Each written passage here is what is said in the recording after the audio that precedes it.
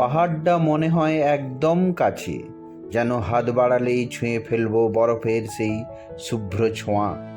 Leader নদী বয়ে চলেছে শান্ত কিন্তু প্রাণ ভরে, তার জলের স্বচ্ছতায় যেন মনটা ধুয়ে গেল। সূর্যটা পাহাড়ের গায়ে পড়ে এমন একটা আলো বানিয়েছে, যেন রূপোর মতো ঝিকিমিকি, চোখ সরানো যায় না। আমি দাঁড়িয়ে আছি, শুধু দেখছি, কিছু বলার নেই। এই নীরবতাই যেন সবচেয়ে বেশি শব্দ আছে। পেহেলগাঁও, তুমি যে এত সুন্দর, সেটা চোখে না দেখলে বিশ্বাসই হতো না। এই 1 মিনিটের গল্প, আমার দেখা এক টুকরো স্বর্গ।